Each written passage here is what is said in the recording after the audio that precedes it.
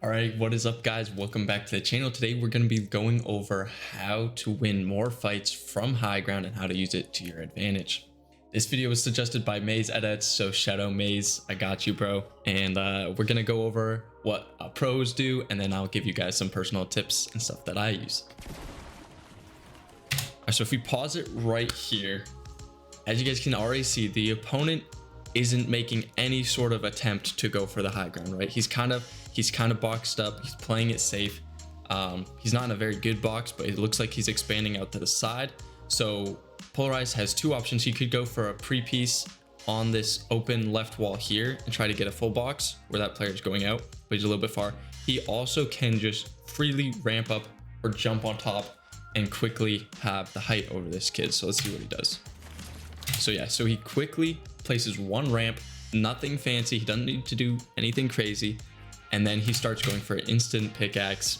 Now, this is what I would suggest you guys doing if a player's playing like this, instead of just running at their wall and just trying to pickaxe their side wall right here. Let me give you guys an example. So Polarized obviously does the smart thing. And what he could do is he could just run over here, start pickaxing this wall, but he leaves himself at the mercy of the other player. So he does the smart thing. He jumps up here and he starts pressuring his top. So that's number one. If the other player is giving you high ground for free, take advantage of it and just hop right on that high ground. All right, so right away, double pickaxes down. This player's obviously not that good of a player, or would have had a cone on top of him and his box, like I always tell you guys to do, but he didn't. He wasn't that good, made the mistake, and Polarized just gets in for free. He can tell this player's bad and he trusts his aim. And that's as simple as that. Hits his pump, finishes out with the SMG. All right, so that's going to be our second thing, is keep it simple and focus on hitting your shots. You don't have to do anything crazy. You just have to get the other person. All right, so obviously cars aren't in tournaments, but they are in ranked, so you might as well use them to get around, get the quick jump on kids. Some random kid just sitting here, tries to build up, kind of gets scuffed in the water. And as you guys can see, right now he's not on high ground, but the other kid has it. He's gonna fight for it. He's playing protected angles. You can see he's got his cone over his head. He's got, assuming he's gonna turn around, throw some walls up and stuff like that, but he's playing protected, even though he's not even looking at the kid right now. He's making sure he's protected. So yeah, turns around, throws up some walls, does a quick 180, and for whatever reason, the other player just decided to drop off of high ground and give it to him for free. So let's see what he does with it. Now right here, he's kind of waiting. He's scouting out the other player. Let's go back a couple seconds. He goes right here. He's looking at his visual audio, as you guys can see, in the middle of the screen, but he doesn't really see where the other player is. He realizes he doesn't see any builds. He doesn't see anyone coming up to him, but he's kind of scouting it. He doesn't know this person could be behind this floor right here. They could be down here. They could be dropping all the way low ground. So that's the next thing we're going to learn, is to have a little bit of patience and to also have your awareness be up. So you don't want to jump down and get 200 pumped. All right, so he goes down, goes for the piece. Similar thing as before, he's playing for the tops. That's one thing you guys can all learn from this, is play for the tops, cones and floors, and that will help you put pressure on the opponent. And also it's a lot harder for them to trade shots back at you. So make sure he has the cone there. Again, making sure he has an escape route if the player's good and tries to box him. That's something you guys all need to be paying attention to. How am I going to get out of a tricky situation? And again, playing patient. He's just sitting there with his pump out, waiting for the player to make an edit. He's not jumping on him. He's not swinging his pickaxe. He's not doing any of this, even like he did in the other fight. He's just sitting there on a right hand. You know, he's got some edits and stuff like this, and he's just sitting there waiting, crouching, waiting to see what the other player does, right? He sits there. Obviously the other player double edits up and he's ready for it because he's just sitting there waiting for the other player. He has the piece control again, strafes to the left. So he's got this great right hand peek right here, and he somehow places the ramp down in there, goes back, edits it down, and now the kid's in his box. It's just a full 50-50, gets out, realizes he's made a mistake because he thought the kid dropped. And now he's got a free shot, 70, baits the edit into the reset, and then holds the floor. So this is something you guys can do a lot when you're trying to fight these kids. You know, you're going for tops, break it, you know, break it. And then one thing I like to do, have this wall here. You'll see a lot of other pros do it. You can do a wide edit like this. If you want to be really, really safe, you can use a door edit. Pickaxe do this, but it's a little bit harder. It's usually a little bit faster to play off of it like this. Make sure you're on cones so they can't edit you. And then you can bait a swing, hold out your pump, again, like he was doing. Get ready to reset in case they run at you. Edit again, swing, you know, pump out, you know, take it, hold it, edit, reset this, edit a window, and then play for a shot, drop a ramp in, flip it, you know, play it like that. Let's see how it closes out the fight though real quick. Resets it again, and the player's just completely lost in there. He realizes the player isn't any good, so he just goes in, hits the 130, and ends the fight like that.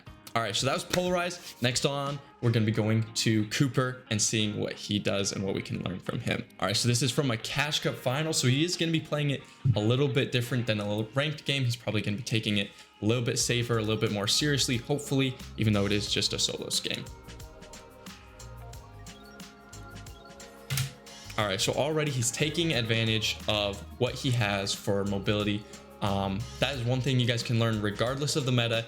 This season, it's, you know, the dashes, but, you know, last season it was grapplers. Before, we've had hammers, we've had rockets. It could be anything. Take advantage of what you're given in the meta and use that to gain the high ground advantage and then go from there. So again, he drops the medallion. If you guys didn't know, if you drop that specific medallion, pick it back up, it'll give you one dash right away. So you guys can use that trick if you haven't seen it yet. And he goes up, hits a little side jump into a dash. Neat, pretty neat. Builds some walls. Unfortunately, the player phases through the wall because he's trying to block him off, and he gets the side wall and the full cone boxed, and now he's just playing off this right hand peek. Guys, honestly, I've said it before, if you've seen my other videos, this peanut butter from a back stance is such a 50-50 edit, and this kid is just licking his lips right now.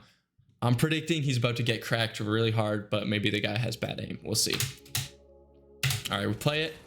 And the guy doesn't shoot in time. He pre-fires him. Great job. He's gonna get the pre-piece off to the right. Great job. Full boxed, and he's dead.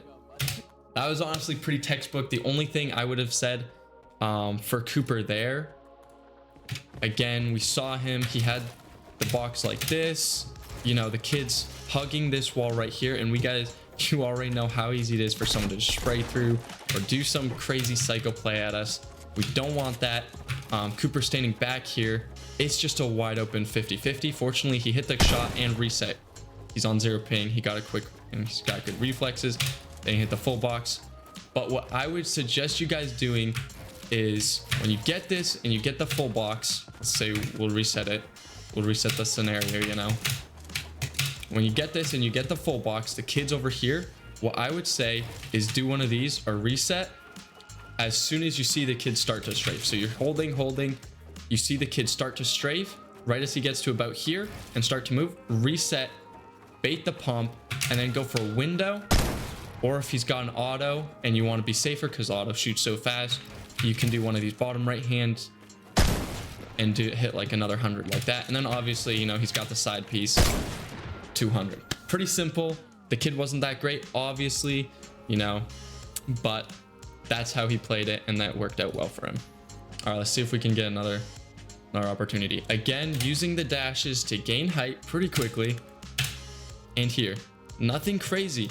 He's keeping it simple. He's got 5-5-5, but he doesn't do anything crazy. 2 ramps right above the player. Doesn't even. He just goes for the pre-piece edit down and full 50-50 this guy because he's got the mythic shotgun. Pretty standard. He trusts his aim. You know, he's got good aim. So again, if that's something you guys aren't comfortable with, I'm sure most of you are really quick with it, but if you aren't, one thing I do just even get edit timing down is just spam edits, you know, just edit it over and over again, get the timing. No, obviously I'm messing up, you know, get the timing down, throw down a wall, a ramp, you know, whatever, and just practice this over and over again until you guys are comfortable with it. Again, when you do this, you want to be editing with your cone out, okay? So you don't want to edit with your floor out. You don't want to edit with your shotgun out. Or you could either edit with a cone. You could edit with a cone or you could edit with a ramp out. Okay, with your blueprints, you're going to be turbo building, clicking down. As you're doing this, edit once, edit twice, you place the ramp instantly. Or again with a cone, again I've got the cone, gonna turbo build here in a second. Edit once, edit twice. If you're looking down and there's walls, they'll place. So it'll just instant turbo down, and you just always have that extra reach. You can throw down your walls, and it's good to just get your edit timing down. So yeah, again, practice this, practice it editing with your cone or ramp. You know, go over here, and then if you are doing ramp, practice flipping it like this, super quick. If you need to, you can do this or something like this, and that way you can hit the person no matter where they are. You can hit them on there, or if they go under, you can hit them anywhere under there. So yeah, so that's my tip for you guys from Cooper. Again, super easy. Anytime I see someone boxed up like this, before I even do anything, I usually try to go throw down a few cones, maybe even some ramps if I want to, before I start pressuring, you know, like we talked about in the polarized one. That way, if someone does rebox, you know, we got the box out on them, and bam, you win the fight.